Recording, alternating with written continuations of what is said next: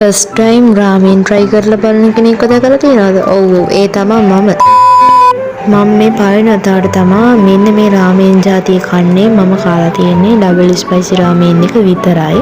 මට ඒක විතරයි සෙට් වෙලා තියෙන්නේ. සාමාන්‍යයෙන් කන්න පුළුවන් ඒකට. මම ඉතින් මේ පාර මෙන්න මේක අරන් බැලුවා ඉඳලා මම ඉතින් ඒකේ ගහලා තියෙන ස්ටෙප්ස් විදිහටම හැදුවා. මොකද මට ඕන විදිහට හදන්න ගිහලා අන්තිමට චොර වුණොත් එහෙම සල්ලිත් අපරාධ කන්නත් බැරි වෙන හින්දා මාර්ගයේ මැදදී තමයි පැකට් එකේ තිබ්බ සෝස් ටික එක පැත්තකට ගත්තේ. ඕක දැම්මම පස්සේ මට නිකන් කෑමගෙන දුක හිතෙන්න ගත්තා. ඇත්තම කිව්වොත් දුක හිතුණා. මොකද අර මේවා චීස් වල අර පල් කරන චීස් වල සැර එනකොට මට ඉන්න බෑ.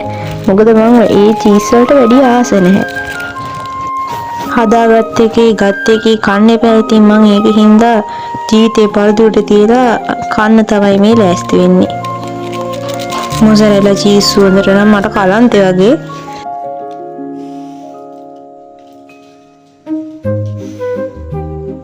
මම ගියේ චොප්ස්ටික්ස් දෙකක් තිබ්බ හංගලා ඒක තියනවාද කියලා බලන්න හොයාගන්න නෑ. ඉතින් මම අන්තිමට ගෑරුප්පෙන් නතර වුණා.